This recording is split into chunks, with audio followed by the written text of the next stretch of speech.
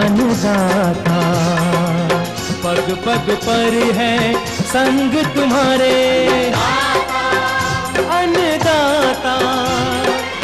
लहू किसानों का बन के पसीना सींचता है धरती का सीना। मेहनत का तेरी हक दिलवाने, नई तकनीक नई खोज बताने। पशुधन को गुणवान बनाना, पौध सुरक्षा को सिखलाना, खेती के सब गुर समझाने, भारत का सरताज बनाने। आठों पहर है संग तुम्हारे अन्नदाता अन्नदाता। नमस्कार, मैं हूं श्वेता भट्टाचार्य। आप सभी दर्शकों का अन्नदाता कार्यक्रम में स्वागत करती हूं। हर रोज की तरह कार्यक्रम में हम लेकर आते हैं खेती बाड़ी से जुड़ी हुई बहुत सी लाभकारी जानकारियां। तो चलिए सबसे पहले देखते हैं क्या है विशेष आपके लिए आज के कार्यक्रम में। SRI तकनीक द्वारा धान की खेती पर जानकारी। आम के फलों की तुड़ाई उपरांत किए जाने वाले समसामयिक कार्य।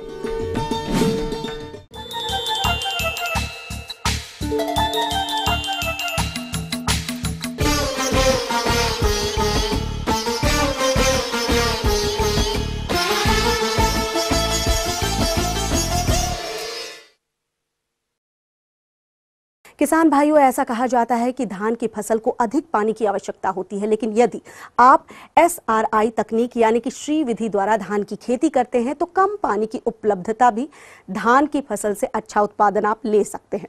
हमारे बीच और मांझी जिला रांची के एक प्रगतिशील कृषक प्रमोद महतो मौजूद हैं, जो कई वर्षों से श्री तकनीक द्वारा धान की खेती कर रहे हैं। तो आइए मिलते हैं उनसे और जानते हैं उनके अनुभवों को। आज अपने खेत पर हम श्री विधि तरीका से धान का रोपाई शुरू किए हैं। 12 दिन का पौधा को हम अपने खेत पर लगाना शुरू किए हैं और लगाने से पूर्व अपना खेत का जुताई करने के क्रम में 2 बार जुताई किए। जुताई करने के बाद फिर उसमें जैविक खाद का उपयोग किए। 1 क्विंटल के मतलब 1 क्विंटल की मात्रा के अनुसार करते हैं और कुछ हल्का DAP का भी उपयोग उसमें लगाए हैं। और ये जो हमारा धान है, धान का प्रभेद है ललाट, और 1 एकड़ में हम 2 kg बीज का उपयोग इसमें कर रहे हैं, जिसका दूरी लाइन से लाइन और कतार से कतार की दूरी 10 सेंटीमीटर है। और इस प्रकार हम पिछले वर्षों से भी ये अनुभव कर रहे हैं कि एक जो विधि है श्री विधि, यह एक बहुत अच्छा उपाय है। लगभग 2 गुना से भी ज़्यादा धान हमारा उत्पादन होता है। अब इसके बाद हम इसके 15 दिन के बाद में हम इस खेत पर अपना फिर से वीडर चलाएंगे और इस प्रकार फिर 21 दिन में चलाएंगे। अलग अलग टाइम में फिर इसको हम वीडर चला करके अपना धान का उत्पादन करेंगे। और हम किसान भाई से कहना चाहते हैं कि इस विधि को अपना करके जो उत्पादन है लो कॉस्ट और हाई क्वालिटी को आप प्राप्त कर सकते हैं। इसलिए किसान भाई आप अपना इस विधि को अपनाएं। किसान भाइयों, इसके अलावा धान की खेती श्री तकनीक से करने के लिए और कौन कौन से बिंदु महत्वपूर्ण है, इस विषय पर जानकारी दे रहे हैं एक कृषि वैज्ञानिक। ये धान लगाने की SRI विधि है, जिसे श्री विधि के नाम से भी जानते हैं या मेडागास्कर विधि के नाम से भी जानते हैं। यह हमारे देश में अब दिनों दिन प्रचलित होती चली जा रही है। इस विधि की खासियत यह है कि इसमें के धान के जो एक पौधा रहता है उसकी क्षमता का, साथ ही साथ भूमि की जो अति सूक्ष्म जीव रहते हैं उनकी अधिकतम क्षमता का उपयोग किया जाता है। श्री विधि से धान की खेती हेतु खेत की तैयारी सामान्य तरीके से ही की जाती है। इस पद्धति में प्रति एकड़ 60 कुंतल सड़ी हुई कंपोस्ट खाद पर्याप्त होती है, जिसको पलेवा करने से पहले खेत में अच्छी प्रकार मिला देना चाहिए। हरी खाद के लिए बोई गई फसल को 40-50 दिन बाद मिट्टी पलटने वाले हल से पलट देना चाहिए तथा रासायनिक उर्वरकों की मात्रा इस प्रकार है।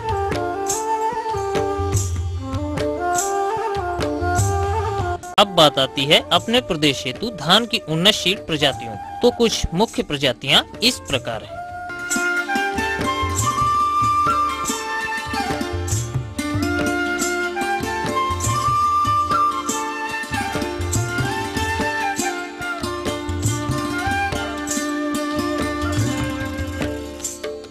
नर्सरी बेड में तैयार 8 से 12 दिन पुरानी पौध को सावधानी पूर्वक उखाड़ना चाहिए। पौधे को इस प्रकार उखाड़ते हैं कि पौधे के साथ बीज, चोल एवं मिट्टी भी उखड़ आए। पौध को तश्तरी या ट्रे जैसी वस्तु पर रखकर रोपाई वाले खेत में भेजना चाहिए।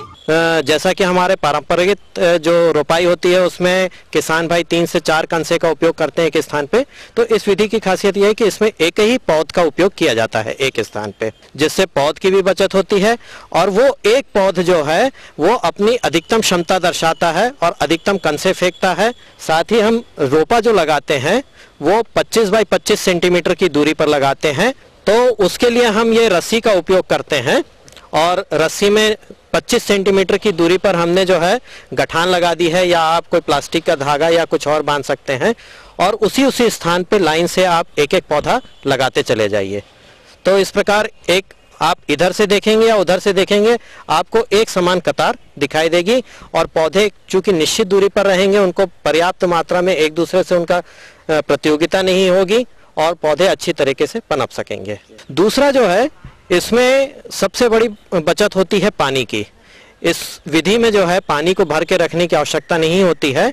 पानी का भराव 1 से 2 सेंटीमीटर तब किया जाता है जब पौधे में जो है पेनिकल इनिशिएशन की अवस्था आ जाती है या बाली निकलने की अवस्था आ जाती है, तब इसमें पानी का भराव रखा जाता है और उसके बाद रखा जाता है। उसके पूर्व में जो है खेत को जो है ना सूखा रखा जाता है और ना ही इसमें जो है पानी भर कर रखा जाता है, बल्कि एक प्रकार से गीला रखा जाता है ताकि खेत में नमी बनी रहे।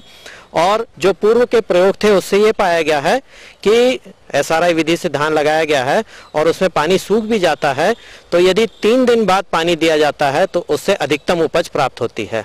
इसी बीच में निंदाई करने के लिए 1 से 2 बार जो है हम इसमें व्हील हो का उपयोग करते हैं। निंदाई करने के लिए यंत्र चलाते हैं। उससे 2 फायदे होते हैं। एक, मिट्टी की गुड़ाई हो जाती है, मिट्टी में हवा का प्रवाह बना रहता है जिससे कि सूक्ष्म जीव अच्छी तरीके से पनपते हैं और वो जो हमारी जमीन में पौधों को उपलब्ध नहीं हो पा रहे हैं खाद और पोषक तत्व, वो उपलब्ध करा देते हैं। और दूसरा जो है साथ ही साथ उस यंत्र को चलाने से निंदाई भी हो जाती है। तो इस प्रकार इस विधि की कुछ खासियत है। यह विधि हर प्रकार की जमीन में अपनाई जा सकती है, हर किस्म के साथ अपनाई जा सकती है, हर परिस्थितियों में अपनाई जा सकती है।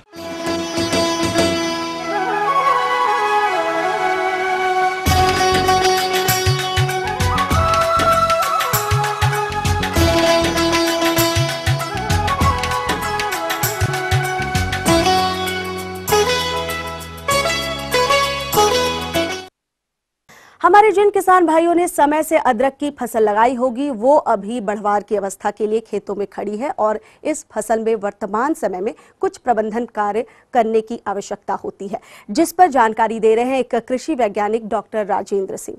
अदरक की फसल को सफलतापूर्वक उगाने के लिए आवश्यक है कि हम कुछ बातों को अपने ध्यान में रखें। आपकी जो बीज की बुआई होनी चाहिए, आजकल जो नई पद्धति है कि आप उसको मेड़ पे जो जमीन से लगभग 25 से 30 1 फीट ऊंची उठी हुई जो मेड़ है उस पे हमको उसका रोपण करना चाहिए।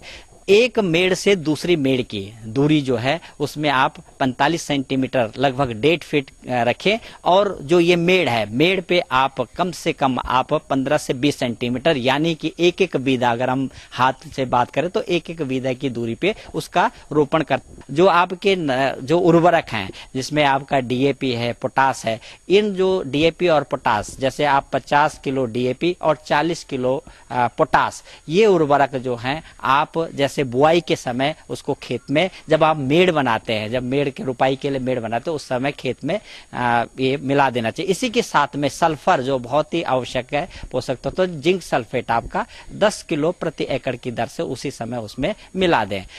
रही जो यूरिया की जो मात्रा है जिसकी हम लोग इसमें अदरक की फसल में करते हैं कि 80 से 90 किलो प्रति एकड़ की दर से उपयोग करना चाहिए। तो यूरिया को आप जैसे आपकी फसल 2 महीने की हो और तीसरे महीने की अवस्था पे तो 2 मात्रा में इसको बराबर भागों में बांट करके आप एक मात्रा जो है आप बुआई के 2 महीने के बाद और दूसरी मात्रा जो है बुआई के 3 महीने के बाद इसमें दे देना चाहिए। उर्वरक का उपयोग करते समय ध्यान रखें कि पहले जो है खेत से खरपतवार निकाल दें। खरपतवार निकालने के ही पश्चात आप उर्वरकों का उपयोग करें और उर्वरक मिलाने के बाद उसमें मिट्टी चढ़ाने का काम अवश्य करें, जिससे आपके जो उर्वरक हैं वो जड़ क्षेत्र में पहुंचे, जहां आपकी जो अदरक की जड़ है उस क्षेत्र तक वो और पौधे को अच्छी तरह से उपलब्ध हो सके। साथ में पानी की जल निकासी की उचित व्यवस्था रखें। खेत में पानी एकत्रित लंबे समय तक पानी रुकने न पाए, इसका विशेष ध्यान रखें।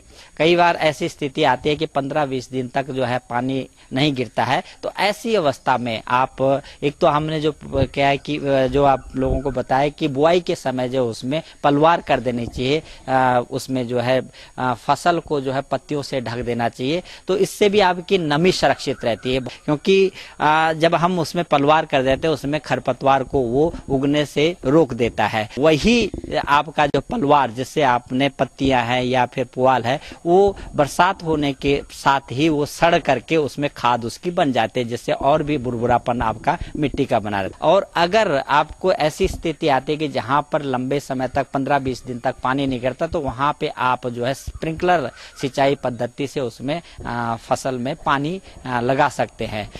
इसमें वैसे देखा जाए तो इसमें किसी प्रकार का खास कोई कीट नहीं लगता है। एक जो है पत्ती को काटने वाला कीट, जो पत्तियां उसमें जो है छेद कर देता है, या पत्ती को लपेट देने वाला कीट, जिस प्रकार से आप अरहर में देखते हैं कि पत्ती लपेटने वाला कीट, इसी प्रकार से अदरक में भी देखा जाता है कि वो पत्तियों को लपेट देता है या पत्तियों पे छेद कर देता है। तो अगर इस प्रकार की कोई समस्या आपको फसल पे दिखता है, तो फसल पे यह कीट इस प्रकार के लक्षण देखते ही उसमें जो है आप कोई भी जो है ट्राइजोफॉस या प्रोफेनोफॉस नामक दवाई जो है उसको 2 मिलीलीटर प्रति लीटर पानी की दर से उसका छिड़काव करें। जैसे ही आप देखेंगे कि 20 से 25 दिन में इसका जमाव आपका शुरू होता है, तो जमाव के तुरंत आपके 10-12 दिन के बाद इसमें आप, क्योंकि वह अवस्था ऐसी होती है जिसमें कई बार क्या होता है कि एक ही दिन में आपका निरंतर जो है 24 घंटे पानी गिरा और उसमें आपका खेत में पानी भर गया, तो ऐसी अवस्था में उसमें जो है आपके कंद गलन की समस्या उत्पन्न हो जाती है। और ये कंद गलन की समस्या पे आप पत्तियों से देख सकते हैं, उसमें पत्तियों पे पीले रंग के धब्बे बनेंगे या पत्तियां पीली पड़नी शुरू हो जाती है। तो आप इस अवस्था, जैसे ही आपकी फसल उगने के 10 से 15 दिन की अवस्था में है, उसमें तुरंत आप रिडोमिल MZ दवाई जो है, आप इस दवाई को 40 ग्राम प्रति पंप, मतलब 15 लीटर पानी में 40 ग्राम दवाई इस हिसाब की दर से आप इसका छिड़काव कर दे। इस छिड़काव करने से आप अपनी फसल पे में कंद गलन रोग या जो भी उसमें सड़न रोग आ रहा है उसको उस रोग से अपनी फसल को बचा सकते हैं। इस प्रकार से अगर आप अदरक में ठीक तरह समय पर उसमें जो बताई गई प्रक्रिया है और शस्य क्रिया है उसका ठीक तरह से इस्तेमाल करते हैं, तो निश्चित तौर पे एक अदरक जो है अपने क्षेत्र के लिए लाभकारी फसल है। ये थी कुछ उपयोगी जानकारियां। अब लेते हैं एक छोटा सा ब्रेक, जल्द लौटेंगे और कार्यक्रम में है आगे महत्वपूर्ण जानकारियां। बने रहिए हमारे साथ। आम के फलों की तुड़ाई उपरांत किए जाने वाले समसामयिक कार्य। अरे चाचा, गंगा को लेकर कहाँ जा रहे हो? 1 महीने से बहुत कम दूध दे रही है, इसे दिखाने के लिए शहर ले जा रहा हूँ। इसे एरोसोल कंपनी की कैल्शियम से भरपूर लैक्टोमिक्स AD3 पिलाओ। दूध की बाल्टियां भरते भरते थक जाओगे। लैक्टोमिक्स ने किया कमाल, पशु स्वस्थ, पालक मालामाल।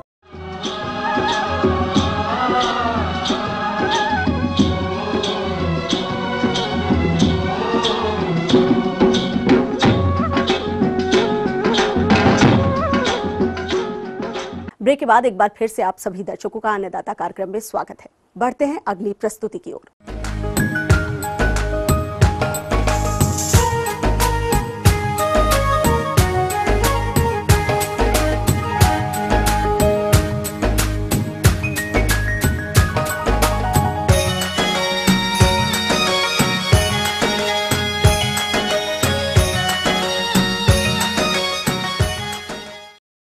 आम के बाग हमारे प्रदेश में बड़े पैमाने पर देखे जा सकते हैं। वर्तमान में इनके फलों की तुड़ाई का कार्य लगभग समाप्त हो चुका है और इन बागों से अगले वर्ष भी अच्छा फल उत्पादन प्राप्त हो, इसके लिए आपको अभी से ही इनके बागों में कुछ समसामयिक कार्यों को करना होगा। तो किसान भाई, कौन कौन से वो कार्य हैं, इसकी जानकारी दे रहे हैं कृषि कार्यालय राजनगर जिला मधुबनी के कृषि विशेषज्ञ संजीव कुमार झा। किसान बंधु, इसके लिए सबसे पहली बात तो ये है कि आप इसमें से प्रबंधन की स्टेप वाइज एक एक करके इसके कुछ तौर तरीके हैं, अगर आप उनका इस्तेमाल करें तो हो सकता है। आम की तुड़ाई के तुरंत उपरांत जून के अंत में जुलाई के मध्य तक, जुलाई के अंत तक बारिश की स्थिति देखकर पुराने पेड़ों की सफाई, पुराने बागों की सफाई, उनके अवांछित डालों को हटा दें। उनमें जितने खरपतवार अभी निकले रहेंगे, अगर आपने ठीक बरसात के बाद उनकी सफाई कर दी तो बहुत सारे कीट के जो भी अंडे प्यूपा जमीन के नीचे हैं वो चोट लगने से, तेज धूप से खत्म हो जाएंगे। निश्चित रूप से आम को जो भी उर्वरक डालने हैं आप तोड़ाई के तुरंत उपरांत डाल दें। किसान बंधु, इसके लिए सबसे सही तरीका ये है कि आप अपने पेड़ों के, पुराने पेड़ों के 10 मीटर की दूरी पर उनके कैनोपी के कुछ ही भीतर आप निश्चित रूप से 10 से 12 सेंटीमीटर गहरा एक नाला खुदाई कर लें और यह नाला परमानेंट रहे। यह नाला हमेशा इसमें ही उपयोग किया जाए, क्योंकि इसके बाद जड़ों की विकास इनकी रुक जाती है। इनके भोजन ग्रहण करने वाले जड़ वहीं आसपास होते हैं। इनके लिए उम्र के अनुसार जो निश्चित निर्धारण की गई है, आप इसके उर्वरक और खाद इसमें डालें। किसान बंधु, इसके लिए एक वयस्क 10 साल से ऊपर के सारे आम के पेड़ वयस्क गिने जाते हैं, प्रौढ़ गिने जाते हैं। ऐसे पेड़ों में आप 50 से 60 किलो कंपोस्ट, 5 किलो अंडी की खली, 2 किलो नीम की खली, 2 किलो एसएसपी की खाद, 1 kilo urea, 1 kilo ammonium sulphate और पोटास 1 से 1.25 किलो आप इस कंपोस्ट में मिला लें और मिलाकर इसे गड्ढे में निचली सतह में मिट्टी हटा दें, इसकी निचली सतह में उसे दे दें, मिट्टी में मिलाकर उससे भर दें और तुरंत सिंचाई कर दें। किसान बंधु, इससे जो इन्हें फलने में, फलन में, इनमें जो ऊर्जा खर्च होती है, इनकी ताकत खर्च होती है, इसे रिकवरी होने में, इसे वापस पाने में आम को सहूलियत होगी। और इसके साथ ही इनमें जो नए कलश निकलेंगे, इनके पत्ते अक्टूबर नवंबर आते आते वो वयस्क हो गए रहेंगे, वो प्रौढ़ हो गए रहेंगे, उनमें परिपक्वता आ गई रहेगी। और ऐसा पाया गया है कि जिन डालों में पत्ते वयस्क हो गए रहते हैं अक्टूबर नवंबर में, मंजर उसी में आते हैं। किसान बंधु, इसके लिए 2-3 चीजों का प्रबंधन करना होता है। जुलाई अगस्त माह में आप अपने पेड़ों में पाएंगे कि छाल खाने वाली सुंडी और तना छेदक, इन दोनों का प्रकोप बहुत ही अधिक हो गया रहता है। यह जुलाई माह के अंत में इनसे खासकर तना बेधक के भृंग निकलने का समय होता है। यही ऐसा वक्त है कि आप उन छेदों की सफाई कर दें और उसमें नुवान या वेपोना नाम की ऐसे रसायन 1 लीटर में 2 ml डालकर किसी सिरिंज की सहायता से उसमें छेद में डाल दें और मिट्टी से, गीली मिट्टी से या सीमेंट से उस छेदों को भर दें। इसके साथ ही किसान बंधु, हाल खाने वाली सुंडियों की स्थान की सफाई कर दें। अगर वहां आपको छिद्र मिलते हैं तो किसी साइकिल के स्पोक या पतले तारों से कुरेद कर कीड़ों को मारने की कोशिश करें और उस स्थान की सफाई कर देने के बाद क्विनल फॉस नाम की रसायन 1 लीटर पानी में 1.5 ml की मात्रा या फिर रोगर नाम की रसायन जो डाइमेथोएट है, इसकी 30 ml 30 लीटर पानी में घोल बनाकर पूरे पेड़ों पर छिड़काव कर दें। किसान बंधु, यही है वह वक्त है जब आप देखेंगे कि आम के नए जहां डालियां निकल रही उसमें सूट गौलशिला भी निकलता है। उसकी पहचान ये है कि आपके नए जितने भी प्ररोह आएंगे उस पे नुकीली गांठें बन जाती है और वहां से गुच्छे नुमा बहुत सारी डालें निकलती है। उन डालों में कभी फल फूल नहीं लगते हैं। किसान बंधु, स्वस्थ तनों के साथ उसकी छटाई कर दें। जितनी सूखी डालें मिले उसमें ही जितने भी नुकसान करने वाले कीड़े होते हैं उसमें अंडे डाले रहते हैं। ऐसे तनों की सफाई कर दें और जब यह रसायन कीटनाशक का आप प्रयोग करते हैं, ठीक उसी के साथ आप कॉपर ऑक्सीक्लोराइड, जो ब्लाइटॉक्स या ब्लू कॉपर बहुत सारे नामों से मिलती है, प्रति लीटर 3 ग्राम के घोल बना लें और आप दोनों का छिड़काव 15 दिनों के अंतर पर अगर 2 बार करते हैं तो इससे कीटों का नियंत्रण हो जाएगा। किसान बंधु, अगर प्रबंधन सही तरीके से हो, कुछ वैज्ञानिकों की सहायता लें, अच्छे तकनीक का प्रयोग करें तो निश्चित रूप से फिर से नियमित फलन शुरू हो सकता है। आगे और भी हैं कुछ रोचक जानकारियां, पर यहां पर रुकेंगे एक और कमर्शियल ब्रेक के लिए। जल्द हाजिर होते हैं। मूंगफली की फसल में लगने वाले रोगों के लक्षण और उनकी रोकथाम। अरे चाचा, गंगा को लेकर कहाँ जा रहे हो? 1 महीने से बहुत कम दूध दे रही है, इसे दिखाने के लिए शहर ले जा रहा हूँ। इसे एरोसोल कंपनी की कैल्शियम से भरपूर इलेक्ट्रोमिक्स AD3 पिलाओ, दूध की बाल्टियाँ भरते भरते थक जाओगे। इलेक्ट्रोमिक्स ने किया कमाल, पशु स्वस्थ, पालक मालामाल।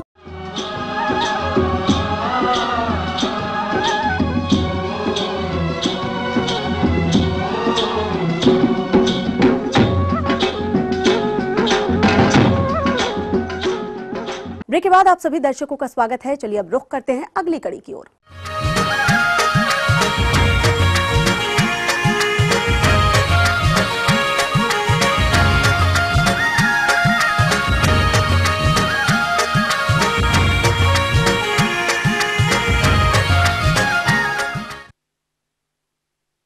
जिस तरह मूंगफली की मांग दिन प्रतिदिन बढ़ती जा रही है, उसके कारण इसकी फसल मुनाफे की खेती बनती जा रही है। जो किसान इसकी खेती किए हैं उसमें इस समय कुछ बीमारियों का प्रकोप होने की संभावना भी है, जिसकी रोकथाम करके आप अधिक उपज की कल्पना कर सकते हैं। अतः मूंगफली की अच्छी उपज के लिए किस प्रकार इसकी बीमारियों का रोकथाम करें, आइए जानते हैं एक कृषि वैज्ञानिक डॉक्टर RR अहीर से।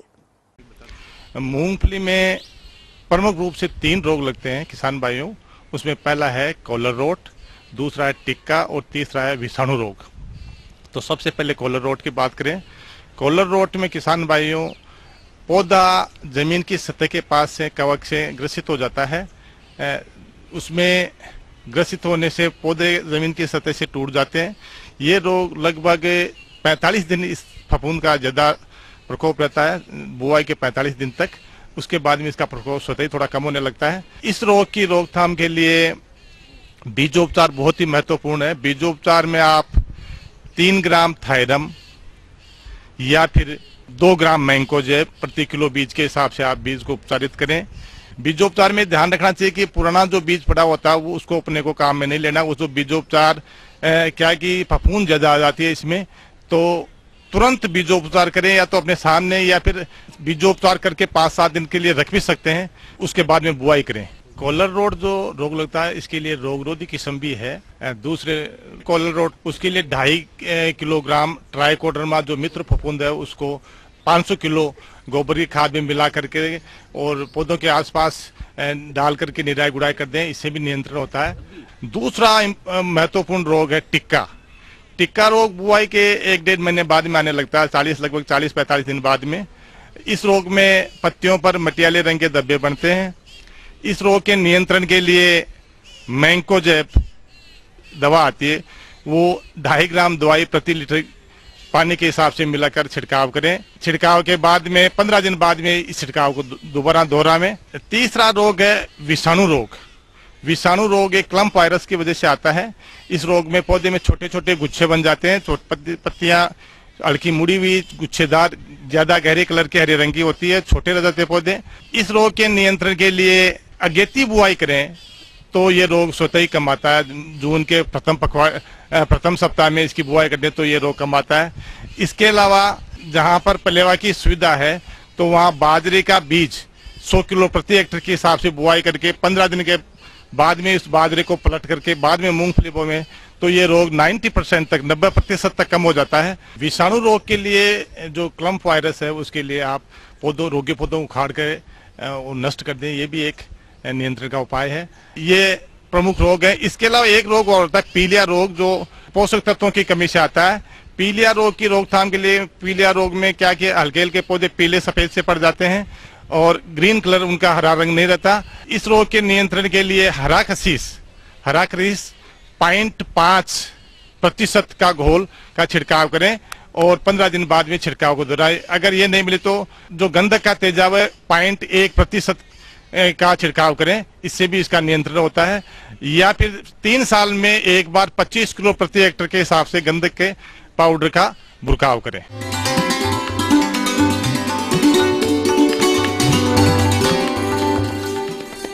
अन्नदाता हेल्पलाइन निशुल्क फोन संपर्क सेवा के माध्यम से आपके द्वारा पूछे गए प्रश्नों में से एक या दो महत्वपूर्ण प्रश्नों को हम अपने कार्यक्रम में शामिल करते हैं। इसी के तहत आज का चयनित प्रश्न और उसका जवाब इस प्रकार है। जिला जमुई से विनीत कुमार सिंह, आप अन्नदाता निशुल्क फोन संपर्क सेवा के माध्यम से सेम की उन्नत किस्मों के बारे में जानकारी चाहते हैं। तो विनीत जी, आपकी जानकारी हेतु देखिए कार्यक्रम का यह अंश। जैसा कि आप जानते हैं, सेम खरीफ मौसम की बहुत ही महत्वपूर्ण फसल है। खेत की तैयारी के लिए बोने से पहले कम से कम 3-4 जुताइयाँ कल्टीवेटर अथवा हायरो से अवश्य कर देनी चाहिए तथा समतल खेत पाटा के द्वारा कर लेना चाहिए। इस तरह से अब बात करते हैं उर्वरकों की। सामान्य रूप से 20 किलोग्राम नत्रजन, 40 किलोग्राम फास्फोरस तथा 40 किलोग्राम पोटास की मात्रा प्रति हेक्टेयर की दर से पर्याप्त मानी जाती है। क्यारियां बनाने से पहले जुताई के अंतिम समय में हम पूरी नत्रजन, पूरी फास्फोरस तथा पोटास की मात्रा खेत में मिलाने के उपरांत खेत समतल कर लेते हैं। किसान भाइयों, अब हम बात करते हैं बीज उपलब्धता एवं उनके प्रजातियों के बारे में। तो जैसा कि किसान जानते हैं, इसमें कुछ कम समय वाली तथा अधिक समय वाली प्रजातियां भी हैं। पर मुख्य रूप से प्रजातियों में पूसा अर्ली प्रालिफिक, ये हल्के हरे कलर की होती है। पूसा सेम 2, पूसा सेम 3, ये गहरे हरे रंग की होती हैं।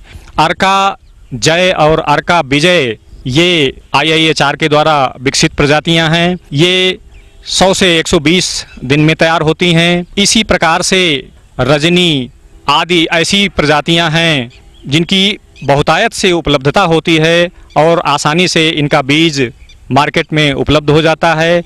इसी प्रकार से CO1, CO2 इस तरह की भी प्रजातियां हैं, ये भी बाज़ार में आसानी से उपलब्ध हैं। बोने से पूर्व हमें ये अवश्य ध्यान रखना चाहिए कि जहां से हम बीज ले रहे होते हैं, रजिस्टर्ड संस्था अथवा विश्वसनीय पब्लिक सेक्टर की कंपनियों से ही बीज लिए जाएं। किसान भाइयों, जहां तक बीज की दर की बात है तो 12 से 15 किलोग्राम बीज प्रति हेक्टेयर की दर से पर्याप्त होता है।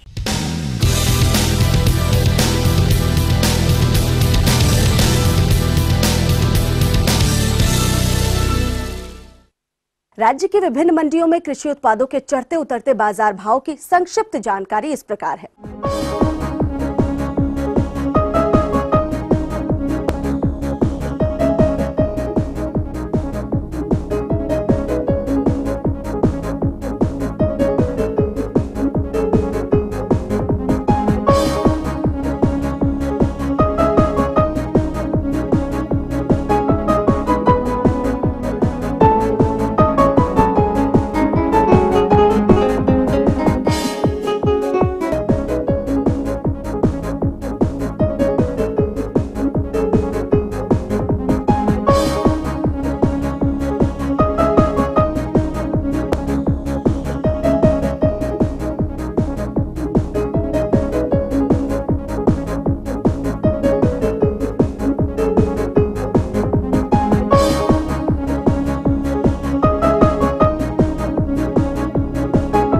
अब आइए देखते हैं कल दिखाए जाने वाले कार्यक्रम की मुख्य झलकियां। दुधारू पशुओं में बांझपन की समस्या और इसका निदान। हम ये उम्मीद करते हैं कि आज का कार्यक्रम आप सभी दर्शकों के लिए उपयोगी रहा होगा। किसान भाइयों, अन्नदाता आपकी सेवा के लिए संकल्परत है। कृषि संबंधित समस्या और सुझाव के लिए आप हमें इस पते पर संपर्क कर सकते हैं। प्रोड्यूसर अन्नदाता, ETV Bihar Jharkhand, Ramoji film city, Hyderabad 501512। साथ ही आप हमें ईमेल भी कर सकते हैं। हमारा ईमेल एड्रेस है annadatabihar@etv.co.in। इसके अतिरिक्त आप हमें निःशुल्क हेल्पलाइन नंबर 180010845999 पर सुबह 10 से शाम 4 बजे के बीच संपर्क कर सकते हैं। फिलहाल अन्नदाता की पूरी टीम को दीजिए इजाजत। कल फिर इसी वक्त आपसे मुलाकात होगी कृषि संबंधित कुछ और रोचक जानकारियों के साथ। नमस्कार।